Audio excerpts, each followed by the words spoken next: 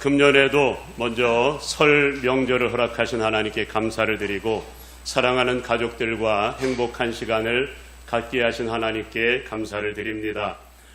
모쪼록 사랑하는 가족들과 금년에도 맛있는 음식을 나누어 드시면서 즐거운 또 행복한 가족애를 느끼는 그런 명절이 되었으면 좋겠고요. 주님의 사랑도 뜨겁게 나누면서 천국의 기쁨도 한껏 만끽하는 주님과 동행하는 함께하는 그런 설 명절이 되기를 주님의 이름으로 축복합니다. 저는 우리 교회 온 성도들을 향해서 늘 기도하는 기도 제목 중 하나가 있다면 온 가족들이, 우리 사랑하는 믿음의 가족들이 한 사람도 빠짐없이 온 가족이 다 예수 믿고 구원받는 믿음의 가정을 만드는 겁니다. 아직도 구원받지 못한 사랑하는 불신 남편, 불신 아내, 사랑하는 자녀들까지 모두가 주님을 만나되 인격적으로 만나서 천국 백성이 되는 겁니다. 어쩌면 우리가 기도해야 될 가장 큰 기도 제목 중 하나가 아닐까 싶습니다. 단순히 그저 천국 백성이 되는 차원이 아니라 하나님 나라를 함께 만들어가는 주님의 용사들의 가정이 되는 겁니다. 바라기는 이와 같은 역사가 오늘 이 시간 주시는 말씀이 불씨가 되어서 금년도에 여러분들의 가정 가운데 일어나기를 주님의 이름으로 축복합니다. 그런 차원에서 오늘은 설 명절을 맞이해서 어떤 말씀이 온 가족들에게 큰 축복이 될까, 그런 생각을 하면서 기도하는 가운데 하나님께서 주신 말씀이 오늘 본문의 말씀입니다. 바라기는 오늘 본문의 주인공으로 등장하는 고넬료, 여러분들이 아마 마르고 닳도록 수없이 들었던 말씀, 그 주인공 고넬료에 대한 말씀을 들으셨을 겁니다. 바라기는 오늘 본문에 나오는 주인공인 고넬료의 가정처럼 온 가족이 예수님을 믿을 뿐만 아니라 영접할 뿐만 아니라 온 가족이 다 성령 충만한 그런 믿음의 가정으로 거듭나며 세워지기를 주님의 이름으로 축복하고요. 그런 차원에서 오늘은 말씀의 제목을 기도하는 한 사람이라고 하는 제목으로 말씀을 나누려고 합니다. 우선은 오늘 말씀을 통해서 느껴지는 우리 주님의 마음이 있다면 우리 주님께서는 어떻게든 우리의 온 가족들이 전부 구원받기를 원하시는 주님의 마음이 오늘 말씀 속에서 느껴집니다. 그리고 우리 주님께서는 온 가족이 구원받기를 원하는 방법으로 이런 말씀을 주신 적이 있었지요. 사도행전 16장 31절에 의하면 주 예수를 믿으라. 그리하면 너와 내 집이 구원을 얻으리라. 이 말씀은 우리가 예수님을 영접하여 예수님을 믿기만 하면 나를 통해서 온 가족들은 예수 믿지 않아도 우리 때문에 구원받게 하신다. 그런 차원의 말씀이 아니라 한 영혼이 정말 주님을 뜨겁게 만나서 구원받게 되면 우리 안에 있는 예수 그리스도라고 하는 생명의 복음이 얼마나 생명력이 넘치는지 그리스도의 복음을 전하지 않을 수가 없고요. 그리하여 그 넘치는 복음의 능력과 생명력이 결국에 가서는 온 가족을 전부 구원해내고야 만다는 겁니다. 여러분, 마태복음 13장 31절에 의하면 우리가 받은 예수 그리스도라고 하는 생명의 복음이 얼마나 생명력이 넘치는지 이런 말씀을 하지요. 천국은 마치 사람이 자기 밭에 갖다 심은 겨자씨 하나를 같으니 이는 모든 씨보다 작은 것이로되 자란 후에는 풀보다 커서 나무가 되매 공중의 새들이 와서 그 가지에 깃들이느니라. 무슨 말씀인지 이해가 되시지요? 이것이 바로 우리가 받은 예수 그리스도라고 하는 복음의 생명력이라는 겁니다. 마치 겨자씨는 티끌처럼 작아서 땅에 떨어지면 찾아볼 수도 없을 정도로 작지만 놀라운 사실은 이 작은 겨자씨가 땅에 떨어지고 또 땅속에 심기우는 순간 엄청난 생명력을 발휘해서 나중에는 큰 나무로 자라게 되는데 많은 새들이 날아와서 깃들일 정도로 아주 우아한 큰 나무로 성장한다는 겁니다. 그런데 바로 우리가 받은 예수 그리스도라고 하는 생명의 복음이 그런 능력이 있다는 것이지요. 그러니 이 생명의 복음이 심겨진 사람은 내 영혼뿐만이 아니라 우리 가족 모두를 예수의 사람으로 만드는 것은 시간 문제라는 말씀입니다. 그래서 성경에 보면 언제나 복음은 많은 사람으로 인해서 시작되지 않습니다. 주님을 만난 한 사람으로부터 시작되었고 그 복음이 온 가족을 점령하기도 하고요. 심지어 한 마을을 점령하기도 하고 한 도시를 점령하는 역사를 성경을 통해서 보게 되죠. 한 사람이 그런 역사들을 만들어갑니다. 이를테면 믿음의 조상 아브라함 한 사람을 통해서 천하만민에게 그리스도의 복음이 전파되었다라고 하는 사실이 놀랍지요. 오순절 마가의 다락방에서 시작된 복음, 처음에는 120명으로 시작되었던 복음이 여러분 성령 받으니까 온 유대와 예루살렘과 온 유대와 사마리아와 땅끝까지 이르러 주님의 증인이 되지요. 예루살렘을 복음화하고 온 유대, 사마리아, 나중에는 온 천하 만민까지도 구원하는 역사가 일어났지요. 개인적으로도 여러분 라합이라고 하는 여인을 아실 겁니다. 라합이라고 하는 여인이 이방 여인이었지만 여러분 얼마나 말씀 중심에 서 있었는지 한 사람이 하나님을 알게 되니까 온 가족이 다 예수 믿는 믿음의 가정으로 거듭나고요.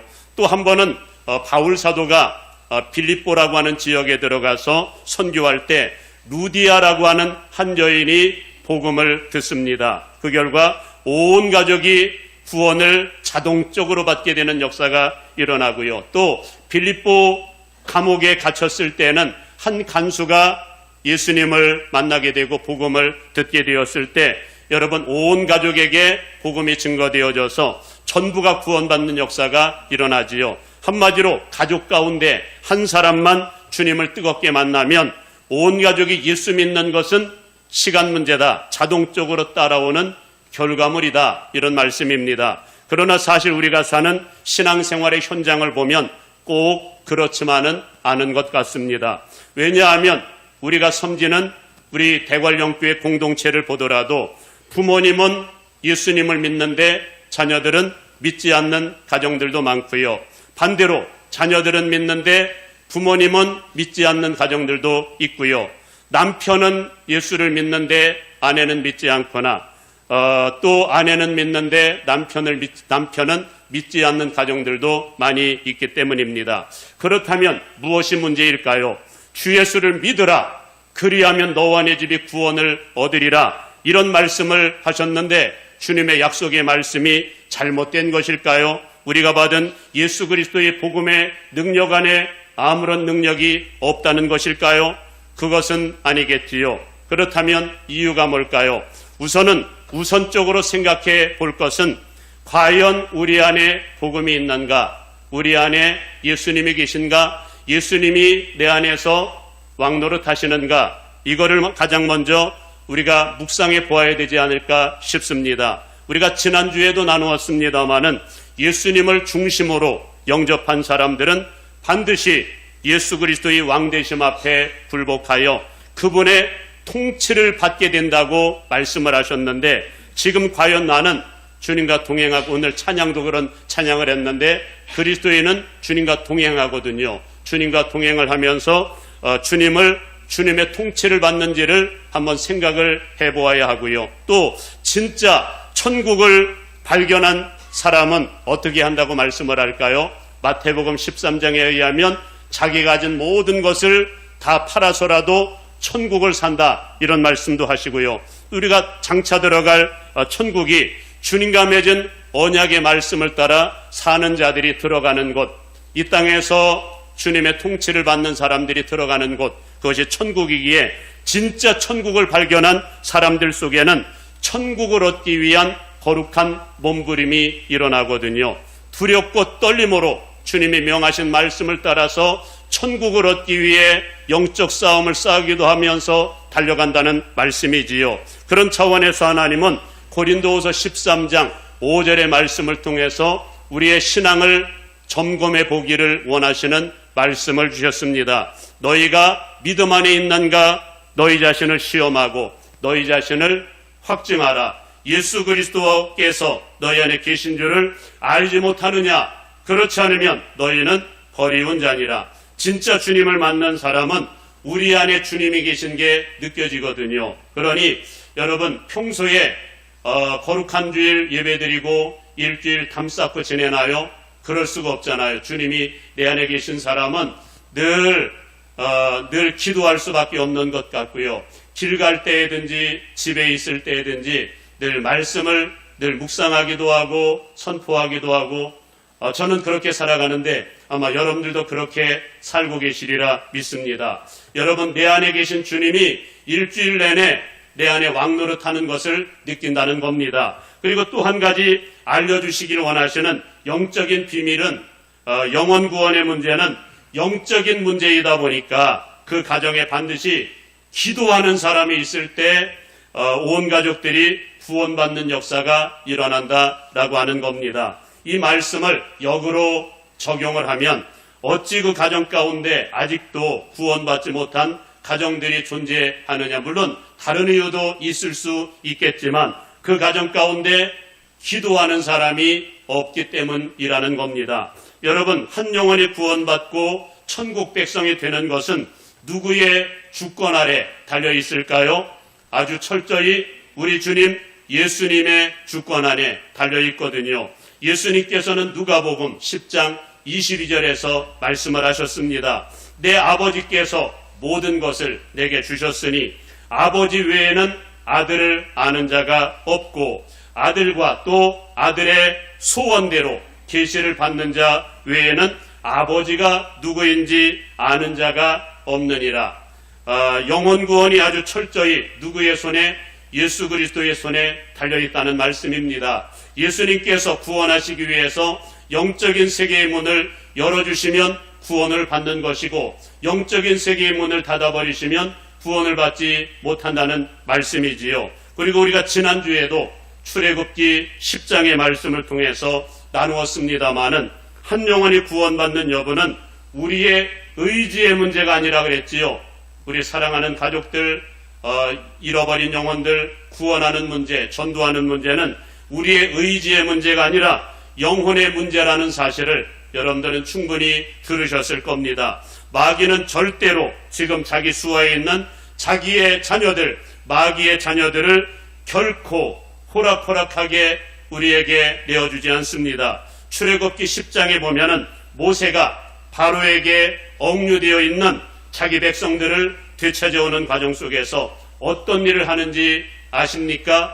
그 모세가 했던 역할을 우리가 해야만 합니다. 자기 백성들을 되찾기 위해 인간적인 방법으로 바로를 찾아가서 설득을 한다든지 혹은 인간적인 방법으로 물리적으로 싸움을 싸우지 않습니다. 마귀는 어떤 타협이나 물리적인 방법으로 이길 수 있는 존재가 아니기 때문입니다. 그러면 어떻게 싸울까요? 지금 모세가 하고 있는 것처럼 주님께서 알려주신 방법을 따라서 영적 싸움을 싸워야만 한다는 겁니다. 이 과정에서 모세와 바로 사이에서 아주 치열한 영적 전쟁이 시작이 되는데 그 중에서도 이 바로가 마지막까지 놓아주지 않는 것이 있더라고요.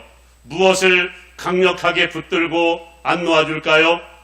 자녀들, 자기의 가족들을 붙들고 놓아주지 않는 겁니다. 당시 바로가 얼마나 끈적끈적하게 가족들을 붙들고 있는지, 그러다가 하나님께서 모세를 통해서 끊임없는 영적인 전쟁, 그 중에서도 10가지 재앙 가운데 8번째 재앙을 일으키자 그제서야 백기 들고 나오고 있는 바로의 모습을 봅니다. 그렇다면 8번째 재앙이 뭐였을까요?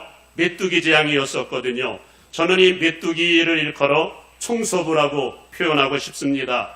그야말로 앞서 7가지의 재앙을 통해 가지고 하나님께서는 애굽 땅을 전부 심판을 하시다 보니까 그야말로 남은 것이 별로 없는 과정 가운데 그나마 남아있는 것들은 누가 갈가먹습니까? 메뚜기 재앙을 통해서 메뚜기가 전부 갉아먹고 앗아가는 겁니다. 그러자 바로의 신하들이 나서서 바로 왕을 향해서 간언을 하지요. 왕이시여, 지금 우리 애굽 땅이 망한 것을 알지 못합니까? 이제는 그들을 내어 보내소서. 그러자 바로가 더 이상 참지 못해 백기 들고 나오는데 백기 들고 나오면서 하는 말이 무슨 말인지 아십니까? 그래 좋다. 내가 너희로 하여금 광야 가운데로 나가서 하나님께 제사 드리는 것을 허락한다. 그렇다면 갈 사람이 누구누구냐? 그러자 모세가 대답합니다. 갈 사람이 누구누구냐니요? 우리가 여호와께 절기를 지킬 것인즉 우리의 남녀노소 전부가 갈 것이고 우리가 소유한 모든 것 소와 양도 전부 다 데리고 가겠나이다. 그랬더니 바로가 뭐라고 대답을 하는지 아십니까? 그것은 불가하다. 너희의 자녀들을 보내면 여호와께서 너희와 함께하는 것과 같다. 나는 그렇게 할 수 없다. 장정들만 가라. 이렇게 이야기하는 겁니다. 그러자 모세가 어떻게 합니까? 타협으로 안 되니까 결국은 마지막까지 9번째, 10번째 재앙으로 영적 싸움을 끊임없이 싸워서 애굽 땅을 모조리 심판한 이후에 그제서야 하나님의 백성들을 전부 되찾아오는 그런 장면이 나오지요. 한마디로 사랑하는 가족들이, 사랑하는 남편이, 사랑하는 자녀들이 구원받지 못하는 이유는 철저히 영적인 문제로 지금 현재 어둠의 영들에게 붙들려 있기 때문이다. 이 말씀을 하길 원하십니다. 그러니 영혼 구원의 문제는 인위적으로 할 수 있는 일이 아니라는 겁니다. 어떻게 해야 될까요? 오늘 본문에 나오는 모세처럼, 예수님처럼, 마태복음 4장에서 나오는 예수님처럼 영적 싸움을 싸워서 빼앗아 와야 된다. 그런 말씀이지요. 고린도후서 4장 3절은 이런 말씀을 합니다. 만일 우리의 복음이 가리웠으면 망하는 자들에게 가리워진 것이라. 그 중에 이 세상의 신이 믿지 아니하는 자들의 마음을 혼미하게 하여 그리스도의 영광의 복음의 광채가 비치지 못하게 함이니. 여러분, 우리가 복음을 전해도 왜 복음을 듣고 예수님 영접하지 못하고 돌아오지 못하는 것일까요? 사실은 어둠의 영들이 그 마음을 혼미하게 만들고 있기 때문이다. 복음이 들어가지 못하도록 막고 있다는 겁니다. 그렇다면 여러분, 이 비밀을 알았다면 어찌해야 될까요? 중보기도를 통한 영적 싸움을 싸워야 되지 않을까요? 주님께서는 사실 마태복음 16장에 의하면 이 땅의 마귀를 물리치고 영혼들을 풀어주는 놀라운 권세와 능력을 우리에게 주셨다고 말씀을 하시거든요. 여러분, 어떤 사람에게 주셨는지 아십니까? 예수님의 왕되심, 하나님 되심을 고백하여 예수님이 마음속에 있는 사람들에게는 이미 천국 열쇠가 주어졌다는 겁니다. 천국 열쇠는 중보기도의 능력으로 말의 권세를 가지고 예수 이름으로 선포를 하게 되면 어둠의 영들을 묶도록 묶는 선포를 하게 되면 묶임을 받고 묶여있는 영혼들을 풀어주는 그런 선포를 하고 기도하면 하나님이 풀어주시겠다고 약속을 주셨거든요. 우리 주님께서 이 엄청난 기도의 능력도 주셨고 천국 열쇠를 우리에게 주셨음에도 불구하고 기도하지 않는 사람은 과연 믿는 사람일까요? 저는 우리 주님께서 하나님의 백성들로 하여금 이 땅에서 죄와 세상과 마귀를 이기면서 승리하는 그리스도인, 능력 있는 그리스도인으로 살도록 주신 최고의 명령,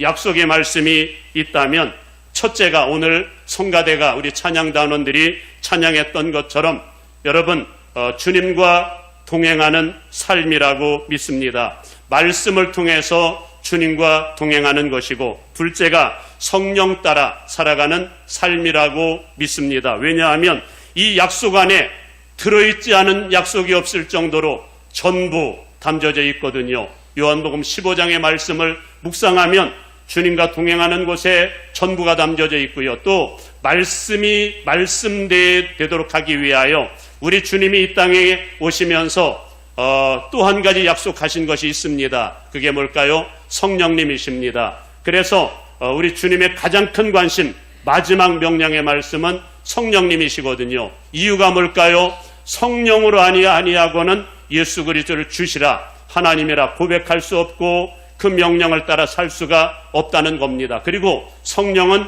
진리의 영으로 오시다 보니까 예수님이 하신 모든 말씀을 깨닫게 만들고 순종하게 만드시는 분이 성령님이시라는 것입니다. 그리고 성령님은 오직 성령이 너에게 임하시면 너희가 권능을 받고 예루살렘 온 유대 사마리아 땅끝까지 이르러 내 증인이 되리라. 이런 말씀을 하셨거든요. 하나님의 나라를 만들어가는 모든 능력도 여러분 성령 안에 담겨져 있다. 이렇게 주님은 말씀을 합니다. 그래서 저는 그리스도인이라고 말을 할 때에 어떤 사람을 두고 그리스도인이라고 성경은 말씀을 하고 있을까요? 여러분 글자 그대로 예수 그리스도를 영접한 사람, 그리고 나는 죽고 주님이 살기로 작정한 사람, 예수님이 왕이 되어서 주님의 말씀을 따라 살아가는 사람, 이런 사람을 성경은 그리스도인이라고 표현하지요. 그리스도인이라고 하면서 주님의 말씀도 멀리하고 주님의 통치를 받지 않는 것은 그리스도인이 아니라고 주님은 아주 여러 군데에서 말씀을 하죠. 그리고 또 어떤 사람을 일컬어 그리스도인이라고 말씀을 할까요? 어떤 사람? 기도하는 사람. 우리 주님의 가장 큰 관심이 성령 받아야만 여러분 약속의 말씀에 순종할 수 있다 보니까 주님의 가장 큰 관심, 마지막 명령은 바로 성령을 받으라는 명령의 말씀이었거든요. 그러니 여러분 그리스도인은 어떤 사람? 성령 받은 사람, 성령 따라 사는 사람, 성령의 능력으로 무장하기 위해 기도하는 사람. 하나님의 교회는 만민이 기도하는 집, 그리고 이곳에 모여서 기도하는 사람들이 진짜 그리스도인들이다. 우리 주님은 말씀을 합니다. 그런 차원에서 하나님께서는 오늘 본문에 나오는 고넬료를 통해서 한번 좀 배우기를 원하시는 것이 있습니다. 그것도 기도에 대해서. 사실 오늘 본문에 등장하는 고넬료의 가정도 모두가 다 구원받고 하나님의 신실한 믿음의 가정이 될 수 있었던 것은 기도하는 한 사람, 누구? 고넬료 한 사람 때문이었었거든요. 그렇다면 하나님께서는 고넬료의 기도에 어떻게 일하시는가를 우리가 한번 묵상을 해볼까요? 우선은 당시 고넬료는 예수님을 만나기 이전에도 구약시대의 전통을 따라서 하나님을 아주 신실하게 섬겼음을 말씀을 통하여 발견합니다. 어떻게 섬겼는가가 오늘 본문에 드러나고 있습니다마는 우선은 경건한 삶을 살았다고 말씀을 하죠. 어쩌면 유대인의 전통을 따라서 여호와의 율법을 즐거워하면서 율법을 묵상하며 말씀을 쫓아 살지 않았을까 싶고요. 거기다가 또 한 가지 놀라운 사실은 기도하는 사람이었다고 말씀을 합니다. 뭐하는 사람? 기도하는 사람. 어쩌면 이것도 다니엘 때부터 시작된 유대인의 전통을 따라서 어쩌면 기도 시간을 작정하여 하루에 2번 혹은 3번 정도를 작정하여, 그리고 이 고넬료는 이방 사람이다 보니 순수하잖아. 마음이 엄청 순수했던 것 같아요. 받은 말씀 그대로 그냥 그 즉시로 적용할 줄 아는 그런 사람이었던 것 같습니다. 이렇게 해서 어쩌면 하루에 2번이나 3번 정도를 기도를 작정하여 기도를 했던 것 같고요. 그러다 보니 아직 주님을 만나기 전이었음에도 불구하고 하나님께서는 엄청난 은혜를 고넬료에게 주신 겁니다. 그 결과 어쩌면 영적인 체험들도 있었던 것 같고요. 하나님의 살아계심도 평소에 느끼고 있었던 것 같고요. 또한 기도하는 대로 기도를 많이 하니까 기도를 하나님이 응답하시는 역사들도 경험하면서 자연스럽게 하나님을 열심히 섬기게 되었고, 사랑하는 자녀들에게도 이 말씀을 증거하게 되었고, 모두가 하나님을 섬기는 믿음의 가정이 되었던 것 같습니다. 그러나 사실은 아직 예수님을 만나기 전이었거든요. 예수님을 만나야 어디에 가요? 천국 백성이 되거든요. 그 결과 하나님께서는 아직 주님을 만나지 못한 이 가정에 최고의 선물을 주시기를 원하셨습니다. 그것은 바로 우리 주님께서 인격적으로 찾아오셔서 만나주시는 것과 영원한 천국의 영생을 선물로 주시는 일이었습니다. 그러나 이 놀라운 역사를 위해서는 누가 필요할까요?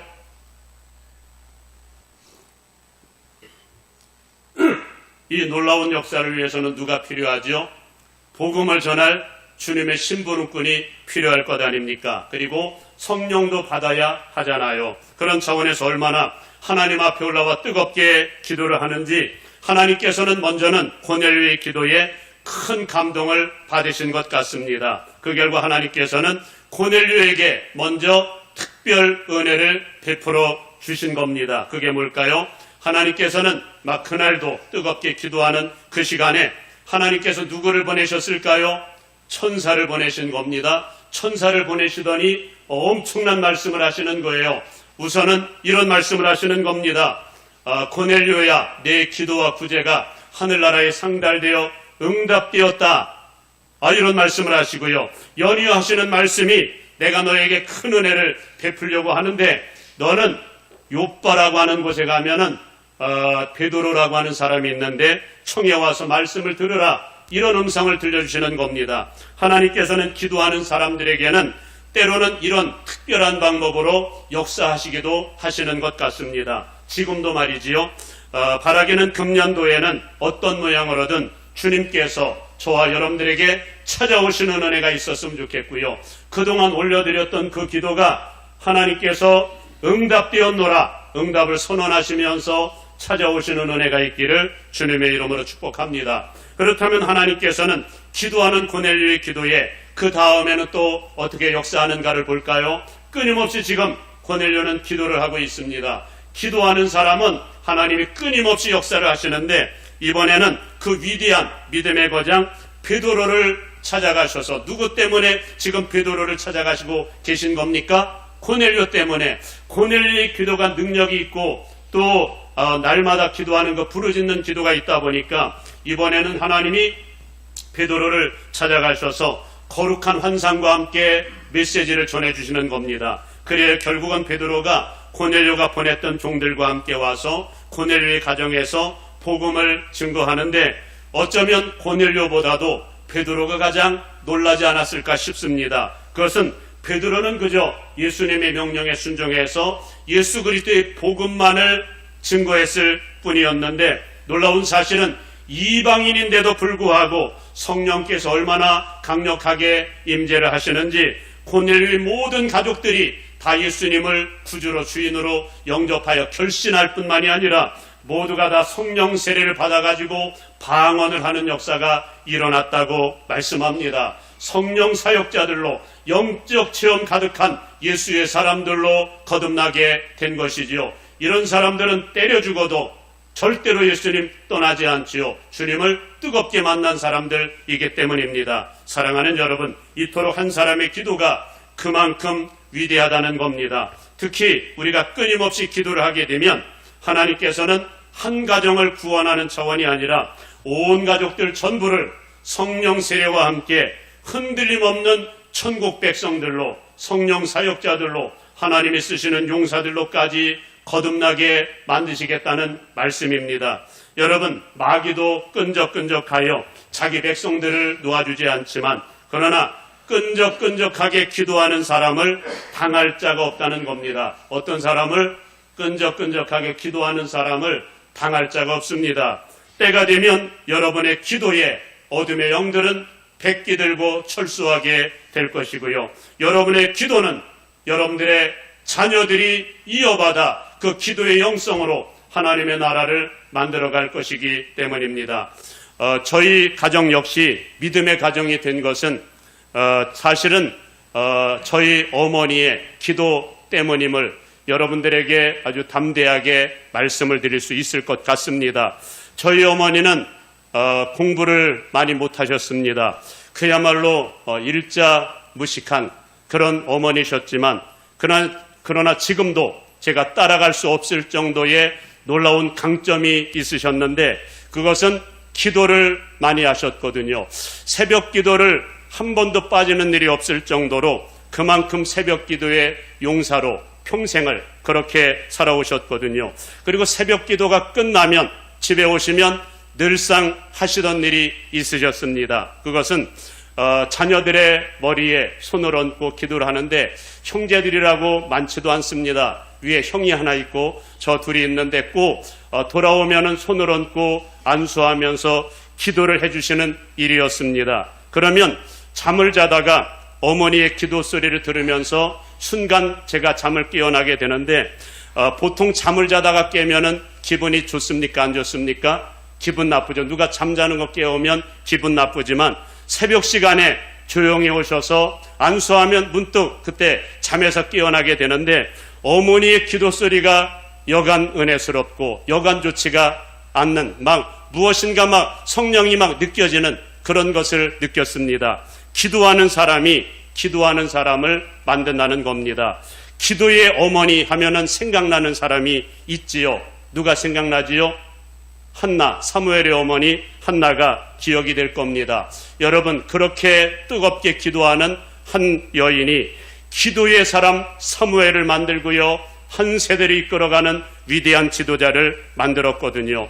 여러분들은 초대교회 7집사 중에 가장 성령 충만했던 전도자 빌립이라고 하는 사람을 기억하실 겁니다. 얼마나 성령 충만한지 아마도 기도가 삶이었던 것 같고요, 전도가 삶이었던 것 같습니다. 그것은 늘 성령의 인도를 따라 전도를 했거든요. 어느 날 기도하는 가운데 성령이 지시를 하는 그곳에 가면은 영락없이 사람이 있습니다.